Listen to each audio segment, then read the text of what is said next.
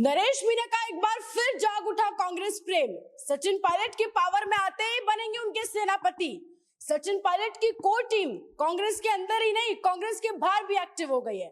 इसी पर आज हम चर्चा करेंगे। चर्चा के लिए हमारे साथ वरिष्ठ पत्रकार नीरज शर्मा जी हैं। नमस्कार सर। नमस्कार मैडम जी। हाँ, नरेश मीणा अपने एक बयान से फिर से चर्चाओं में आ गए हैं। यूं तो चर्चाओं में बने रहती हैं, लेकिन अपने एक बयान से ज्यादा आ गए हैं। कांग्रेस के जयचंद, किसने सचिन पायलट को नहीं बनने दिया मुख्यमंत्री, तमाम उन्होंने बातें की।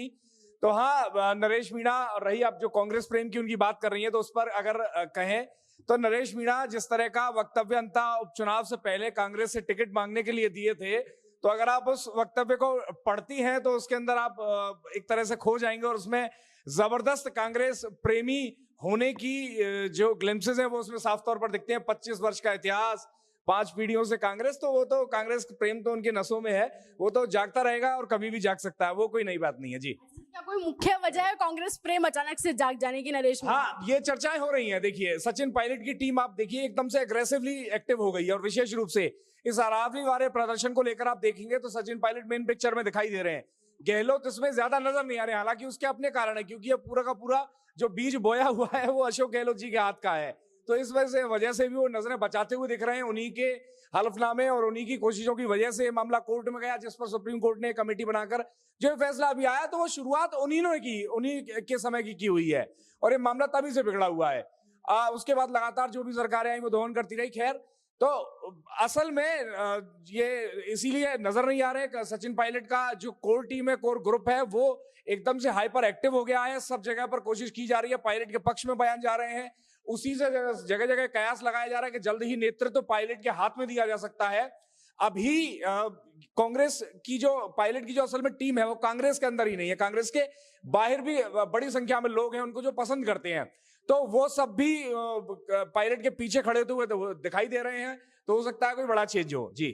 अच्छा सर, तो क्या पायलट साहब के पावर में आते ही, नेतृत्व उनके हाथ में आते ही नरेश मीणा सेनापति बन जाएंगे उनके? नरेश, अब सेनापतियों की तो फहरिस्त बड़ी लंबी है, और आप देखेंगे बहुत से युवा नेता हैं जो पायलट के पीछे खड़े होते हैं। एक अपनी कम पॉलिटिकल टेन्योर के अंदर एक बड़ी संख्या है ऐसे युवाओं की जो अपनी छात्र राजनीति से निकले और फिर उसके बाद विधायक बने। तो ऐसी लंबी फहरिस्त ऐसे नेताओं की, तो सेनापति तो कोई भी हो सकता है। लेकिन हाँ, ये जरूर है कि अगर पायलट पावर में आते हैं और नरेश मीणा को तवज्जो मिलती है, तो नरेश मीणा को निश्चित तौर पर एक बड़ी भूमिका में रखा जाएगा, क्योंकि वो मास लीडर के रूप में उभरे हैं पिछले कुछ समय के अंदर राजस्थान में। समरावता और ये पूरी जो कहानी उसके बाद में बनी, संघर्ष भी बहुत किए हैं। फल हालांकि अभी तक नरेश मीणा को कुछ नहीं मिला है। 0/0, शून्य से किया शुरू, शून्य पे ही हूं खड़ा, वो स्थिति है नरेश मीणा की। वहीं खड़े हैं जहां दौड़ रहे हैं, लेकिन हाँ, हलचल जरूर मचा देते हैं जी। अच्छा सर, वो ये भी बयान दिए कि शांति धारीवाल मुख्यमंत्री नहीं बनने दिए सचिन पायलट को, इसमें कितनी सच्चाई? अब ये देखिए, ये पूरे गहलोत गुट पर आरोप लगता है, तो शांति धारीवाल उसके मुख्य प्लेयर हैं, गोविंद सिंह डोटासरा मुख्य प्लेयर हैं। अब कई लोग तो ये भी आरोप लगाते हैं कि मानेसर कांड के बाद उभरे हुए नेताओं में से जो सबसे सफल नेता है वो गोविंद सिंह डोटासरा हैं। गहलोत जी की कृपा से प्रदेश अध्यक्ष बने हुए हैं, तो इस पूरे गुट के ऊपर आरोप लगते हैं। लेकिन कमाल की बात वो ये है कि गोविंद सिंह डोटासरा से लेकर जो गहलोत गुट के भी जो लोग हैं जो अपना राजनीति के अंदर भविष्य आई करते हैं, फिलहाल की मजबूती के हिसाब से डोटासरा उसमें एक बड़ा नाम है, तो वो सब पायलट का नाम जपते हुए, उसके पक्ष में बात करते हुए, वहां उस फेवर में उस तरह का झुकाव दिखाते हुए दिख रहे हैं। अब कोर टीम या गहलोत की भी कोर टीम, जो भी आप कह लीजिए, तो जो उस समय मजबूती से मुख्यमंत्री अशोक गहलोत के साथ खड़े रहे, पायलट के पक्ष में नहीं आए, तो उन पर तो आरोप लगते रहेंगे। शांति धारीवाल उसका मुख्य पिलर रहे हैं, तो बेशक इसकी वजह से उनके ऊपर आरोप तो लगते रहे और लगते रहेंगे जी। अच्छा सर, डोटासरा जी की आप बात कर रहे थे, तो नरेश मीणा ये भी बोले हैं कि गोविंद सिंह डोटासरा मेरी राजनीति खत्म करने में लगे हैं। क्या वाकई ऐसा है? डोटासरा जी को इतनी दिक्कत है क्या नरेश मीणा जी से? अब दिक्कत किसको कैसी है, आप बयानों के हिसाब से अगर आप देखेंगे तो नरेश मीणा, आप देखिए, पूरी हलचल मचा रहे हैं। बड़ा कीवर्ड बने हुए सोशल मीडिया से लेकर सभी बड़े न्यूज चैनल्स के लिए भी सब जगह चर्चा हो रही है। अंततः उपचुनाव की चर्चा पूरे देश में हुई, बावजूद इसके कांग्रेस जैसी बड़ी पार्टी का प्रदेश अध्यक्ष ये कहता है, हु नरेश मीणा, कौन नरेश मीणा? तो ऑफकोर्स कुछ ना कुछ बेचैनी तो है।